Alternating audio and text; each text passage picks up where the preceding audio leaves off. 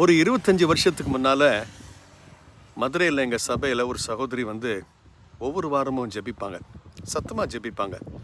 அந்த சகோதரி ஒரு விதவை.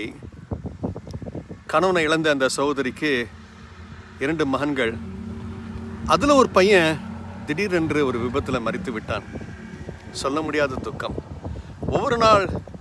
ஒவ்வொரு ஞாயிற்றுக்கிழமை காலையிலும் ஆராதனையில் வந்து சத்தமாக ஜெபிப்பாங்க. என்ன சொல்லி ஜெபிப்பாங்கன்னா, ஆண்டவரே, உம்முடைய வார்த்தை மாத்திரம் எனக்கு மனமகிழ்ச்சியாக இல்லாமல் இருந்திருக்கும், ஆனால் என்னுடைய துக்கத்தில் நான் மறித்திருப்பேன் என்று சொல்லி ஜெபிப்பார்கள்.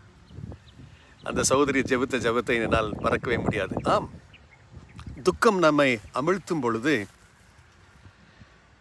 துக்கம் நம்மை மரணத்திற்கு கூட தள்ளிவிட எத்தனைக்கும் பொழுது, தேவனுடைய வார்த்தையை தியானிக்கும் பொழுது, அந்த துயரம், நம்மை அமிழ்த்தும் துயரம், நம்மை அழிக்கவிருக்கும் துயரம், நம்மை மரணத்திற்கே தள்ளிவிடும் துயரத்தை நாம் மேற்கொண்டு கர்த்தர் கொடுக்கும் சமாதானத்தோடு, சந்தோஷத்தோடு, பலனோடு, கிருபையோடு, அவருடைய அபிஷேகத்தோடு இந்த ஜீவனோர் தேசத்தில் இயேசு ஜீவிக்கிறார், அவர் வெற்றி சிறந்தார் என்பதை நிரூபிப்பதற்கு தேவனுடைய வார்த்தையின் தியானம் நமக்கு மிகவும் உதவி செய்யும்.